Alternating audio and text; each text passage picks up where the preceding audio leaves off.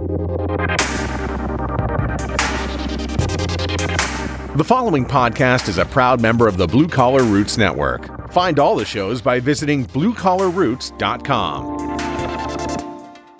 He may seem like a mild-mannered engineer until you install an HVAC system improperly. Then the whole turning green Hulk shirt ripping thing happens, and it's not pretty. Here's Bill Spohn. Welcome back to another episode of the Building HVAC Science Podcast. Don't let fear hold you back. If you want something in life, go ask for it. These are just two of the many takeaways you'll get when you listen to this episode. Chris Hughes, who is now the HVAC Business Development Manager for the Energy Conservatory, or TEC, T-E-C, is a longtime HVAC mechanical contractor that is now tuned in to building performance. This is a technical area he was never aware of until the last couple of years. He continues to bring you along on his building performance learning journey through webinars and in-person training, acting as a sort of two-way translator between these two worlds. For example, 10 methods of airflow training, which is really contractor-oriented, but embodies some of the building performance principles. Chris details out his career path and some of the crucial decision points he encountered along the way, including the time he walked out of class and his exposure to the purity embodied in the Chamber of Truth. Chris is a great storyteller, and I'm pretty sure you will enjoy this. There's some links in the show notes if you want to get in touch with Chris. This episode was recorded in May of 2022. So let's listen in to the convo I had with Chris Hughes. Chris Hughes, good morning. Good morning, Bill. How you doing? Good. I'm doing great. How are you? I'm doing fine, man. I am living the dream. So tell me about that. What is the dream? What is the dream today, this week, right now, in May of 2022 for Chris Hughes? I think the dream is, I'll sum it up for you, having the free time to study something in great detail without being pushed. That's the dream. All right. Let's break that down a little bit. I like that. I like that a lot. So in your previous work, you've been pushed to get something done. And where does that push come from? Well, I guess we just need to go to the beginning, right? Yeah, first introduce yourself. Not everybody's familiar with your golden tones. Christopher Hughes, HVAC bona fide technician my entire life. It's all I've ever done, all I've ever known. My dad was a HVAC technician, my first teacher. Learned everything from him in the beginning. And started in the trade I went to trade school in 03, graduated in 05, worked in the trade at the beginning of 03 while I was in trade school. Interesting factoid, when I was in trade school, those 2.5 years, it cost me $2,500 with the books. Yeah, it wasn't that cheap. I'm not sure what it's up to today, but that was dirt cheap to go to trade school. So got into the trade, looked at my dad as an all-star. And he was in his own right. I wanted to kind of live that life. I envied how much he knew how to do. He could fix anything. If it was a car problem, we fixed it. If it was a plumbing problem, we fixed it. It was a jack of all trades, and I wanted to be a jack of all trades myself. So that's what led me to go down that road, and I became an HVAC technician, and my knowledge grew over the years, and I ended up, I would say, probably about 10 to 15 years. I'm just throwing rough numbers out there. When I really came into my own in the trade and started not questioning my father, but this is when like VRV was starting to take off. And my dad hadn't seen that yet. That didn't exist in his era. And it was existing in mine. And airflow was becoming a hot topic because airflow with inverter technology was a different ballgame. Sensible heat ratio was talked about a lot more when you start playing with fan speeds. And I met an engineer, Leif Wismar, and we became like instant best friends. Like he was such a cool guy. And he's not like your typical engineer who's like behind the desk doing work from behind the desk. He was out in the field a lot. He loved to go on the jobs, even though he was limited in how much time he could do that, when you could tell he just thoroughly enjoyed being in the field. So we did some jobs together, and a lot of times I didn't have to go to the jobs for the discovery work, but I did because I was learning from him. I was his sidekick, and I'm like, what are you doing there? What are you doing there? I got to know. So that's when the airflow side of my knowledge really started to step up its game, was from him. And that went on for a few years, and I got kind of bored. Run of the mill stuff, business was getting big. We were hiring a lot. We had a lot of people on the payroll, and every day was not so much in the field anymore. It was go to the office, management. It was the love of the trade, of being in the trade. It was falling to the wayside, I guess. Circling back, man, this is going to be one of those podcasts where you just tell all, right? Circling back, I think the best decision that we maybe could have made in our family business was bring in an independent business manager, someone who could have handled management, handled HR, just someone who had CEO capability, experience. We just didn't. We did a good job, but I think a better job could have been done by somebody with a lot of experience. But when you're in the thick of it, you don't think about that. That's a lot of expense to pay somebody to come in and take on that role.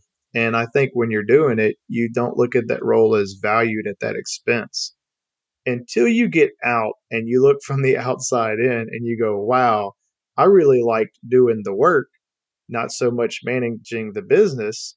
You look back and say, could I have afforded, let's just say, more than six figures? Like, let's say, I don't even know what that title pays, Bill. Let's say it's 150, 175,000 a year, which is a nice chunk of change. Would I have paid it to focus on the field more? Maybe became like an internal trainer for the company and grew more technicians inside of it and focused on the jobs and the training and let him run the day to day as far as bills, HR, other things. Yeah, probably would have been a good idea, but it is what it is. But things are different now. Things are radically different now. So, like I said, my third teacher in life is Steve Rogers. I met Steve Rogers a few years ago, and he blew me away with knowledge. That guy's he's just smart. He is Captain America after all. He is Captain America. And I wanted that knowledge. And I'm that kind of person. I don't chase money. Like, money's never been a motivating factor for me. I have to have it to live, but I don't value it. It's not all about the almighty dollar with me. I chase education. And when the education's going flat, I'm starting to get unhappy. And that's something I've noticed in my life. And I didn't notice until later on in life that that's my driving motivator. So would you call that discovery and curiosity? When you feel like you've discovered everything you can in this area, you want to move to a new conceptual territory? That's exactly right. I've heard people say you become what you surround yourself with. And I'm not saying Hughes was a bad place. Hughes was a great place. We did some phenomenal work. I'd like to say I played a huge role in making sure we did some phenomenal work. We did some awesome VRV jobs and really creative stuff. But I was getting to a point there where I felt like I would really like somebody else to take the torch and drive me to a place that I didn't even know was obtainable. I was ready for that. And I knew that probably wasn't going to happen at Hughes, which is tough because at this point in life, I'm making really good money. Really, like, the world is my oyster. I have a company card and I could go buy whatever I want. If I want to go buy a new car, I just go get it. It was whatever. So when I met Steve and I met Bill Graber at the same time in person, and we had many talks at the symposium event, and something clicked right there. And I was like, I got to be there. Like, no ifs, ands, or buts. I have to be right there. That is stop number 3 for me on this train. And they didn't know that. But I knew that. I had made the decision right there that I was like, no matter what it takes, that's where I'm going. Isn't that interesting, though? That moment's going to stick with you forever. You can probably remember the surroundings, a lot of detail about it. I've had those moments too. Just a few, just a handful. So I'll tell you a fun story. I'd rented the animal house, put everybody in it. And we're talking about the HVAC symposium run by Brian Orr, going into its 4th year in 2023. Just for people that aren't familiar with that, look it up on hvacrschool.com/event if you want to learn more about that. Yep. And so we're at the event, and for the last 2 years, I have been contemplating. I could tell that I was getting stale, and I was like, And I had told my cousin, my brother, my dad, I told them, I said, look, I said, I'm not going to be here forever. I just know that. I can sense it, and I'm just being straight up with you guys. There's going to come a day that I'm going to make a move, and I just don't know when that day's coming, but be prepared because it will come. I was like, this is not where I'm going to die. They kind of blew it off like, oh, okay, whatever. And I'm like, they knew I was serious, but we didn't know when it was going to happen. But I knew that I wanted to get in on the education side of the trade. I knew I wanted to be there.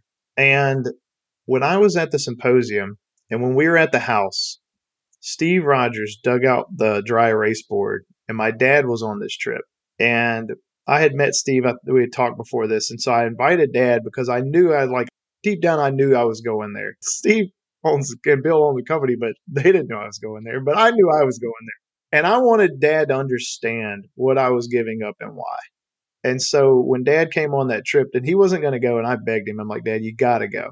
That night, we stayed up with a round table of probably 8 of us until like 2 a.m. And Steve Rogers was just geeking out. And he was basically explaining static regain in a 90 and things. And my dad was just 100% in the moment, stuck. He was eating it up like a sponge and asking questions like a kid in kindergarten. And you could tell Steve was just loving it. And they're just going at it. And Dad's just like, he's having these moments of like, oh man.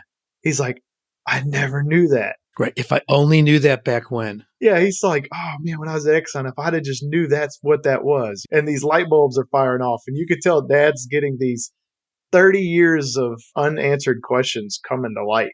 It was one of those moments you could tell he was lighting up. This is a vague memory, but I want to say I told Dad that next night, I said, Dad, I'm going to go work for Steve. And Steve didn't know. And my dad said, oh yeah? He's like, y'all talked? I said, no, we haven't talked. I said, but I'm telling you right now, I said, I think they could use an HVAC technician. I'm like, the True Flow is really cool. I said, I see a problem with the business model getting it off the ground without somebody help. I said, I think I could earn my way in by being an HVAC technician. I was like, and in return, I want that level of training like every day at a fingertips touch. And my dad literally said, yeah, I get it. Because he had got a taste of it the night before. He's like, I totally get it. And the next day at the symposium, I was hanging around their booth, and Bill Graber was in the back. And nobody was demoing at that time. And I walked up to Bill, and we were talking about science and stuff. And by the way, Bill Graber likes to say, hey, I'm the marketing guy, but he's really sharp. Like, that guy's a mechanical engineer, and he's very sharp too. So just a quick pause. Bill and Steve's background come a lot from Emerson in fluid dynamics, fluid mechanics. Is that correct? Fluid flow and control. So a lot of deep research, problem solution, perhaps more on an industrial level, but still the physics is the same.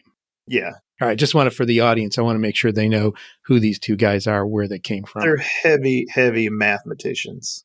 And I told Bill right there, I said, don't take this the wrong way or think I'm a weirdo, but I want to work for you guys. I said, I'm in. Like, y'all need an HVAC guy, and I want to be that guy. I said, and all I want in return is I want to hang out with Steve as much as I can and soak like a sponge. I said, what do you think about that? Which is pretty bold, but that's how I've been. I've learned in life that if you want something in life, you better go ask for it, because they're probably not thinking about this at the time. And I see a perspective here that they could maybe use an HVAC guy, and I want to be that HVAC guy. So I pitched it to him, and he goes, this is what I was told. I was told that they went back and they talked about it, and Steve had mentioned to Bill, he's like, oh yeah. He's like, if Chris is in, we want Chris. So like, I didn't hear that till later on, but that was a good feeling that Steve was like, oh yeah. He's like, we want Chris on board. He felt a similar thing. He felt very similar from what I was told, that he wanted me to come on board as an HVAC guy in the business. And he liked what I was doing with their HVAC grapevine. He was in there geeking out. He liked it, and it got together. And here's a funny story, a bold move. Like, we had talked about that, and we both went back to our lives. Like, I mentioned it, and then everything went back to normal. I went back to Hughes. They went back to work, at TC. And things kind of played out for a little while. And we talked like briefly here and there, short moments. And I had made that decision where I was getting to the point I was stale till I was like, okay, this has got to happen. And so I took a bold move, and rather than sending in like a resume, I built a PowerPoint and it said, why you should acquire Chris Hughes on your company. And it literally was like going through of like what I would do with the Energy Conservatory. It's like, if you brought me in, this is what I would do with this company. And this is what I would like to see, as if I was like a CEO of this company. It was bold. And I remember working on it all Saturday one day, like just putting this PowerPoint together. And my wife's over here thinking, you're nuts. She's like, are you really going to send that to him? I'm like, well, yeah. I'm like, it's bold, but it's different. And I think company owners are, because I've been there, when somebody hits you with something radical and that much passion, it makes you stop and go, okay, wow, we're in the day to day here, but like this dude really wants to be here. This isn't like, hey, here's a resume. It's like, hey, here's a guy who's got he's going above and beyond. He's got passion. And that's, I think, what I was trying to show there, with a little twist of comedy and storytelling inside of it, which I know, Bill, you could appreciate. Mm-hmm. So I sent that, and they cold shouldered me for like 24 hours. And man, I was sweating it. I was like, wow, that went over not like I intended. So 24, 48 hours later, I get a call from Bill finally. And I was like, oh, okay. I'm like, what do you think? And he goes, interesting. And it was like, just that one word. Yeah, it's like that interesting word where you're like, oh, not sure if that's good or bad. Didn't Spock on Star Trek used to say that too? Yeah. Like, interesting. Interesting. And basically, I didn't have anything to lose, right? I was in a good spot already. And so I just told Bill, I'm like, Bill, we doing this or not? Because I'm ready to do this. Let's move forward. And I was basically pushing. Because if he was going to say, no, we're not interested, I'm like, all right, good. I can close this door and I don't have to think about it anymore. So I pushed and they bit, and here we are. That's kind of how that fell out. When I walked in, although I was in, Steve wanted me in, Bill wanted me in, but they're very much a team. And they wanted to make sure that Gary Nelson liked me, that Colin liked me. And so I had to go in for like a 1-week interview, which was like big deal. I'm sitting here thinking, wow, like this is a whole different kind of getting in. Your in-laws probably didn't do that to you. That's right. So probably about 2 weeks before I fly up to Minnesota, Bill sends me a list and he's like, hey, before you come up, this day I'd like to see a presentation on this. This day I'd like to see a presentation on that. Then the third day we're going to talk about this. And I was like, okay, wow, this man wants to see me strut. So I had about 2 weeks to cram together 2 presentations. One was going to be on a topic that he felt that I thought the team hadn't seen before, which I picked pneumatic controls, because I didn't feel pneumatics was strong in their expertise over what they were doing. But they probably had the fundamentals where they could grasp it if you could lead them down the path. For sure. And so I thought that might be a fun twist, because that's like a legacy trade that not many people are doing anymore. And Hughes still did a lot of it. And I was like, you know what? I'm going to build a presentation about how we use air as basically low voltage controls. So I built a presentation explaining that, which Gary Nelson, I think, really enjoyed. The presentation, and I could just see the whole time, he just had this big smile on his face. You lighten up. Yeah, so I know I was lighting him up. I could tell Colin was intrigued. I could tell Bill was judging me really hard. Like, I could tell Bill was like, how's he holding his character? How's he speaking to the audience? Like, he was like, is this guy good on stage?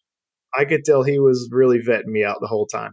I think Steve was just honestly in the science. Steve, all that went over Steve's head. Steve's like, hey, I got a question. When you say that's at 7 PSI, and I'm like, this guy was not looking at me as like the new hire. This guy was like, I want to learn pneumatics. Typical Steve. Everybody was there for something different. Yeah, everybody was there for something different. And one of them was business. Where would I try to take the company, explaining that. And pretty much after that week, I felt I did a pretty good job, and I was very confident. And I think that came from being in business with Hughes and all that, having to deal with customers, sell lots of jobs, very high ticket jobs. You get to a point where you just look, it's life. You just get comfortable in your own skin and you act yourself and you just do you. And it's either going to work out or it's not. And luckily it worked out. So when was that? When did you start in with them? Oh, I think we're coming up on a year now. That's what I thought too, like summertime. Yeah. I think it was right before the summer. I think maybe around May of last year. Yeah. I think it was about then. So we talked beforehand a little bit, and you asked me, like, what are we going to talk about today? And by the way, I like that cup. Yeah, and that's my frozen cup. That's your frozen cup. I see that. And when you have three little kids, there's a plethora of frozen memorabilia around your house. Oh, all kinds of things. You learn all about different kinds of culture, young culture. That's right.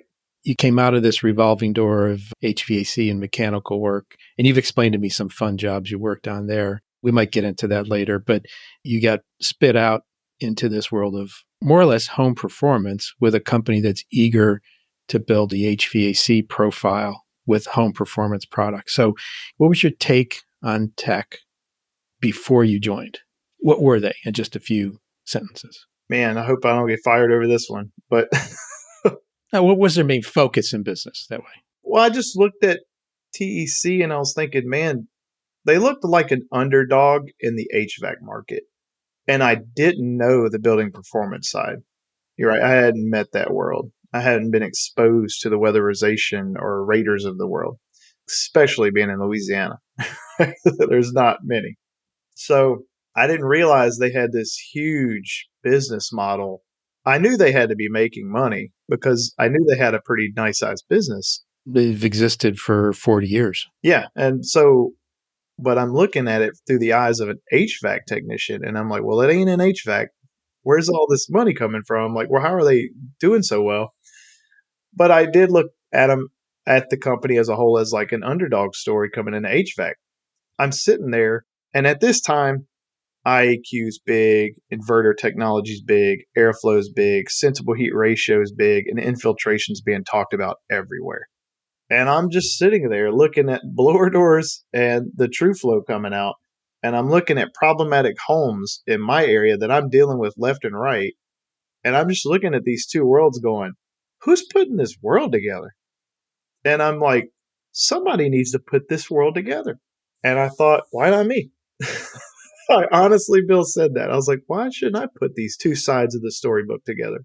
Because HVAC technicians, generally speaking, don't want to listen to engineers. There's a war there. And I'll say this, not to be rude, but they don't give a lot of respect to the home performance community. And I'm a little different as an HVAC tech. I get my knowledge anywhere I can. If you're good at home performance, I want to hear what you got to say.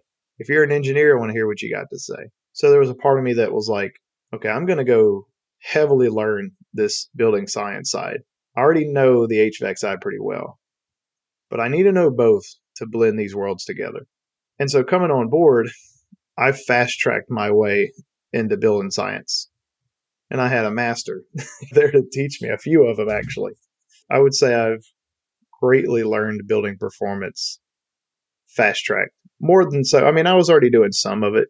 That's where Leaf came into play. I was understanding why we were pressurizing buildings, measuring leakage. But now I'm getting down to the nitty-gritty on our controls and what we can do and what's the exponent curve mean on a multi-point test. I mean, I'm really digging into the weeds because if I have the ear of the technicians, I got to be able to know the nitty-gritty because here's how a technician's going to perceive that. Hey, I want to know this. Here's the question to this. What's the real answer to this one problem? And the minute you don't know that, they're like, they lose respect for you. I was that guy. You call tech support. Let's say you have a problem. I'm not going to name brands, but let's say you call that name brand, you get tech support, and that guy is at perfection on the phone. You're hanging up going, he doesn't know anything. Right. I'm wasting my time. I'm wasting my time here. So was it a combination of lecture and lab? What was this fast track learning like? So here was my deal with Steve, and we've honored this deal, which is really fun. Every Friday, I get a one-on-one training with Steve about anything I want to bring up. And so initially, all the gear got sent to my house. I closed in my garage to make it my lab, basically. Is that where you are right now? Yeah. So I've created 500 square feet of interior space that I use for TEC. And they sent me everything we make. So I have everything here, some of it duplicates. And initially, I was making content, but at the same time, I'm doing research. So every day it was just like discovery, research, set up the blower door, set up this, set up that. And then I would just put a list of questions down. And then I would ask Bill those questions. And then sometimes I would get really geeky and say, what if this and this and that? And Bill might be like, man, he's like, I don't know if anybody's asked that yet. So we'd go to Steve. There were some questions. He's like, oh, we could write a program that do that. So I was digging deep. And this kind of circles back to who I am as a person. I have a few products with TradeFox that hopefully one day take off, but I'm very entrepreneurial. Like I'm creative. So I thought that would be really good. This job's a good fit for me because I get a lot of input inside of TEC. I mean, a ton of input. And I like that. And I like the fact that they like that. Yeah, you're bringing a different voice to the table. Yeah. And at first, it was intimidating because I'm talking to Colin and I'm talking to Steve and I'm talking to Bill, and these guys are just over the top smart with mathematics. And I'll give you an example. I guess I could talk about this because it's pretty much about to be talked about heavily. We were having a conversation. We were talking about raters using the true flow, measuring pressure. And I brought it up. I said, hey, if they don't like drilling holes in ducts, why don't we just put a probe in the supply register? I said, if we're just doing a pressure correction, why do we have to be in the plenum? Like, why don't we just do it from the register grill and just make sure it's in there far enough? And we're having this meeting. And this was like the first time I kind of stepped up and was like, I'm going to throw my 2 cents in the hat. And all the big players were there. There's Colin in here, Jake's in there, Steve's in there, Bill's in there. And Colin's over there going, Steve's like, I don't know. At first, Steve's like, I don't know about that. And then Colin steps up and goes, wait a minute. He's the physicist. He goes, wait a minute. He goes, Chris might be onto something here. He's like, I need to do a lot of math, but that may work. And so we're spitballing about this. And then all of a sudden, I set off this rant between Steve and Colin. He stood back. Yeah, it was one of those step back and let the masters go at it. And they literally went on the dry erase board inside the conference center for probably 15 minutes, writing formulas, talking about square root equations and what the pressure would be like at the boot. And I'm talking, it went way over my head, but I was so enthralled. I was like, man, this is really awesome. And they're going at it, but I don't know what's going on. You lit the firecracker and stood back. I lit the firecracker. And at the end of the day, it was like, okay, we have to go get empirical data. So they go back to me and they're like, hey, we need you to go to 20 houses and measure this with Colin wrote Tech Log where you can monitor the pressures, right? So I go on this 20 house hunt and I monitor pressures through all the grills to the house. So Colin can go build a program that will analyze the data for noise, accuracy, resolution, the whole nine. So we could set a pressure limit of what's allowed for a good correction factor out of the supply register. It's interesting because the manufacturer's not allowed to say, oh, yeah, it'll work. Go for it. No, you got to do everything. Well, unfortunately, some rarely do. Yeah. But then you find out about it real quick. These guys don't. These guys will not make a move that isn't thought out heavily. And that's where I feel like, man, I made the right choice to come into the right place because they will not do anything that isn't pure. And I like that. Like that idea happened probably in June. And here we are maybe 8 months later because we have tons of other responsibilities we're doing. But the research gets done and it gets analyzed, it gets talked about. And if it's not pure enough, we go back for more data, we analyze it. But when we're done, the answer is the answer. And there's plenty of data to back it up. And it's a solid answer. And that part's really cool. Yeah, you can stand on it. So maybe without getting into too much detail, but I think there's actually some training going on at Tech for train the trainer and HVAC training. So the public can actually come in and see the training lab that's there. Since that's sort of a public event, could you describe that? Not the research end, but just the training lab. What do they do to get this pre-empirical data, put it that way? Because empirical data would be in the homes, right? Yeah, I'm sure at any point in time, if anybody wanted to see what Steve calls the chamber of truth, which is our flow chamber, which everything goes back to the chamber of truth, gets measured, and that's the purity measurement. Interestingly enough, I would like to say like the true flow is like a flow chamber. It kind of works very similar on the principles of pressure drop. And I would say it's pretty pure.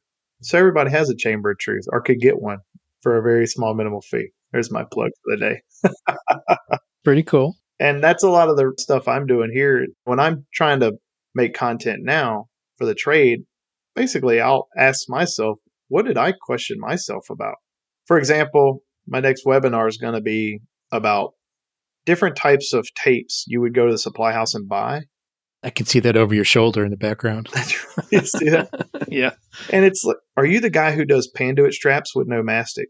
Are you the guy who uses duct tape with no mastic? Are you the guy who mastics it all the way up and then puts a panduit strap? How much leakage do you have from each connection by doing that? I've always asked myself.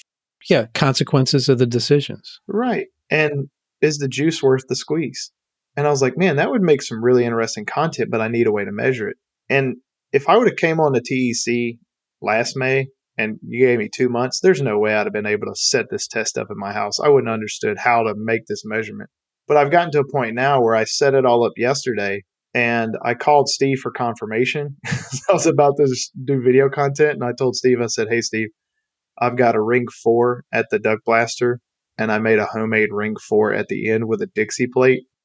And I said, it's not perfectly pure, but look, my razor skills with this Dixie plate's pretty amazing. Right before the exit of air, I put a flow conditioner in, and then I take static pressure, and then I come out of the plate. I said, so I'm even trying to make sure the air comes through conditioned. That way I get a good pressure measurement.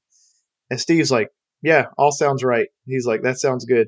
He's like, but you're going to use the subtraction method for flow. He goes, and there's going to be some inaccuracy in that. He goes, but it depends on how much CFM leakage you have. He's like, more leakage is going to be closer accuracy in the measurement, and very little leakage is going to make more inaccuracy in the measurement. And then that's when I had to tell Steve, this is backyard ball, dude. This is duct leakage screening. This ain't ASHRAE handbook fundamentals here. This is, does it matter or does it not matter? And he's like, oh, yeah. So back to the Dixie plate, it's using those for bases in the backyard ball, right? Right. That's right. And so he's like, no. He goes, I get what you're saying. He's like, yeah, I think you'll be totally fine for that. He's like, yeah, definitely won't make an ASHRAE fundamentals handbook. I'm like, well, that's not what I'm going for. So I've been able to set up tests. And this goes back to the flow chamber. Like, it's pretty cool that you could buy a tool that's relatively inexpensive and perform these tests like a laboratory at your own home to prove out the science. And that's pretty cool. And I'm pretty happy at the point now that I can do that confidently. I'm going to give you a couple of things that I'd like you to develop. Like, why does the True Flow grid work so well?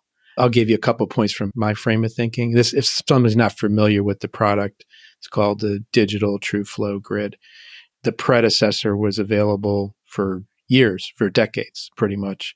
Little cumbersome. Today's technology, molding technology, incorporated a Bluetooth sensor. Design and experimentation have really refined the basic concept. But to me, it's the simplest ways. It's one and done. You put it in your measurement location and you get a reading from it. You don't have to do traverses. You don't have to worry about angles of attack. You don't have to worry about timed measurements. All these other processes in measuring system airflow requires so much human intervention that it's a device that makes a great measurement by itself. Can you kind of expand on that a little bit? Yeah, I'll tell you this, Bill. The first class I built for TEC that I was going to go train on, we were trying to be very not pushy. We just wanted to educate. We feel that if we teach airflow, generally speaking, the trade gets better. And if we have the best product, we win. Right. If you set the table, people are going to come have dinner with you. That's right. So I'm setting the table. So the idea behind the class was 10 methods of airflow. And straightforward, there's a few of these I never used. So maybe never heard of. Right. And I'm like thinking, well, I don't use that. But now I have to know it. And I don't just have to know it a little bit. I have to know it inside and out. Because I have to teach this as if I'm like the predecessor to Steve Rogers. Or I'm trying to hold... I learned at TEC there's a bar. I went to the ASHRAE 62-2 committee meeting and I noticed something. Man, TEC holds a lot of weight. And I was like, I don't want to damper that image at all. So for a while there, I was very nervous doing this job. And at this point, it took, I guess, about a year in, I have shooken that nervousness because I'm thinking they didn't hire me to be another one of them and go to ASHRAE and be that guy. No, they hired Chris, HVAC technician, 135-degree attic. I've been in the trenches. And that guy is who they need. And so I had to have like a coming to Jesus meeting with myself and say, who am I going to be for this company? I say that because when I'm doing the 10 methods of flow class, I'm learning these methods and I'm thinking to myself, man, nobody uses this method. Nobody's going to do this. And we're just trying to like develop content because my jobs now is like business development. And I'm like, all right, I'm trying to navigate all these angles of what content needs to go out to the world, how we're going to do it. I taught the like first class and it went over well. It was informational. But by the time I taught that class the third time, I knew exactly what I wanted those guys to hear. And I'll tell you, when I left that third class and I felt very confident, one, I was having a lot of fun. And I was finally getting to the point I'm like, man, I'm really enjoying this now.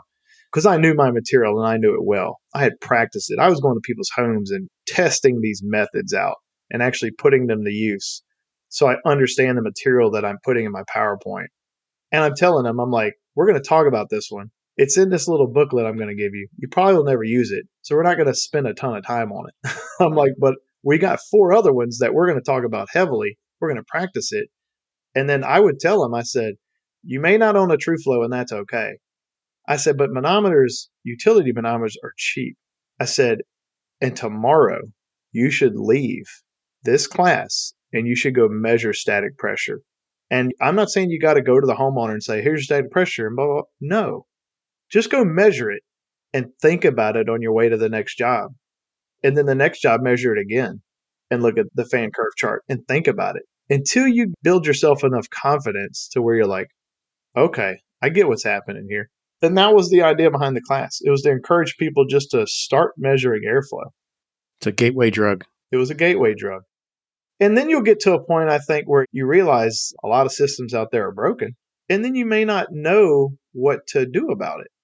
And that's where the TrueFlow is really cool. You start measuring pressure and you could get to a point where you're like, oh, yeah, this isn't awesome. We got problems here. But then you're like, well, where? Right? Is if my pressure's 0.4 on the supply and 0.4 on the return and you're running 0.8, that's not an amazing installation in my opinion. But then where do you make your move? What's going to give you the most bang for your buck in that house? And that's where the TrueFlow would tell you your best bet would probably be to attack in that situation. I would say the filter. It's going to give you those recommendations of where to make your moves. And no tool's kind of doing that. No tool's telling you this is where you should focus your attention. Yeah, it's in a totally different class. I think the only one that comes close is the Measure Quick app, which is something different. It isn't a tool, but Digital TrueFlow has the advice, if you will, built in to the product app, which is what sets it apart. Yes. It's not just a series of numbers for numbers' sake. I think Measure Quick and the TrueFlow combined, which will be shortly, it will be combined. We are integrating. I think the email came out yesterday. Oh, did it? Okay. Yeah. Got to check your inbox, Chris. I know. The integration's happening. And I would think that before too long, manufacturers are going to start saying, I want a report, because it's too easy not to get one now. You can go to Measure Quick, and I guess I'm going to solicit a few people I don't work for, but let's just be straight up. You can have a field piece probe set. You can have a Testo probe set. You can use the Measure Quick app. You can have a TrueFlow grid. If that's your tool bag, you could produce a report in a few minutes. And it's a really, really, really good report. Very robust, yeah. Very robust. And you're going to know everything you ever wanted to know about that air conditioning system at that point. I mean, everything. Interestingly enough, that's where I started my new material, which is going to be in Train the Trainer, which is where this all started in this conversation. The Train the Trainer, which is going down next month. It's got a lot of psychometrics in it, which I thought, man, how interesting is what you can do with 2 psychometric probes. I'm starting to really get in my groove with building information and like how a technician would want to see slides. And so I could share screen with you, but I'll try to paint the picture. I threw out a very, very simplistic sketch of a psychrometric chart, and I stripped it down to just the outline, and I just built it up after each slide. And I said, if I take these two probes and I measure wet bulb and dry bulb, if I measure wet bulb and I measure dry bulb, I can know so much. And then the coolest part I thought about all of this was getting to enthalpy. And then it's like, well, if I go to the supply and I take the same two measurements and I connect the dots, I can read enthalpy out, enthalpy in, enthalpy out, and I get an enthalpy exchange. And something I didn't do a lot in the trade was use non-invasive testing. But after doing the research on using two probes, getting enthalpy exchange, seeing the non-invasive check, it is really interesting. And I don't know if I would gauge up again on any house unless it didn't pass the non-invasive AC check. I would say my wow moment has been, that's a big one for HVAC for me, is like proving to myself that a non-invasive check is probably just as pure as a refrigerant check, which is, it's a hard pill to swallow when, you're an HVAC guy and you go gauge up on everything because you feel like that's the purest way to get to what you want to know. So for those that aren't familiar, the non-invasive system test is something that Jim Bergman, I want to say really he developed it. I remember going back about 6 years where he was beginning to talk about this. It's part of MeasureQuick app, but it's also part of a ResNet standard for the grading of HVAC equipment. And that standard walks you through the steps in a standard format, which is a hard read, whereas MeasureQuick just does it when you connect the probes. So there's a couple of resources out there. I think if you also go to the MeasureQuick website and you typed in non-invasive system test, they have a blog post on there and their support side, which will describe that. So anybody looking for that information, that's where you get it if you want to start to wrap your head around that. Yeah. And the role that the TrueFlow is basically playing in that is we're measuring volumetric flow. So essentially, when you're going to get to capacity, you're got to have a CFM measurement. A good one. A good one. Yeah, exactly. And Jim has a pretty good way of figuring that out too, right? I'm not going to say he's not hitting a home run. He is. Yeah, the airflow estimate. But we're doing that volumetric flow. Here's what I've kind of learned. There's two ways to understand the quantity of the capacity of an air conditioning system. And it's either through a mass measurement or a volumetric measurement of quantity. You either have to directly measure how much air is going through the system, and it's a volumetric measurement, or you're measuring how much mass of refrigerant is flowing down the copper line. Because we're talking about transfer of energy. Correct. And transfer of energy happens inside the volume or inside the mass of the fluid, which means liquid as well as air. Fluid describes both. That's going on in the system. So this is like really digging way deep into the physics, the basic physics. But what you're explaining is the technology has really caught up to deliver you the physics into literally your palm of your app in a really easier way to digest. And you're going to continue to work on making that easier. That's my hope and plan. And to try to curve it into a way where it's technician friendly. I think this has all been done before, but it's never been built in a way where technicians could receive. Look, I made this claim before. I envy some engineers. I don't envy every engineer in the world, but a lot of the engineers I have been around, I do envy their knowledge. I've been around you, Bill. I envy your knowledge, your mechanical degree, Leafs, Steve's, Bill's, and I get, not everybody has to go to college, but I think college can give you the foundation building blocks to understand a higher level of math. And I'm coming up the back way. And I'm not going to say life didn't give me the opportunity to go down that road because I could have picked it, but I let fear hold me back and the fear of money. I was so scared of college debt that I literally scared my way from going to college. So my road didn't take me there. I think you said you went to one class one day. Yeah. Is that what you... I decided to go to college. 30 minutes you decided? Yeah, I went into one class and I had made up my mind. I was like, you know what? I said, I am going to just go to college. I'm going to work and go to college. I was doing AC work, and I was like, I'm just going to pay my way through it that way. I'll figure out. Yeah, through life, I was always trying to figure out how I'm going to pull this off, getting into college. And I went to college for one day, and I was still pretty young at this point. And so I probably wouldn't have done well because I just didn't have the ability to sit there and just take it and absorb it all in like I do now. Age has definitely done me well from a point of receiving knowledge.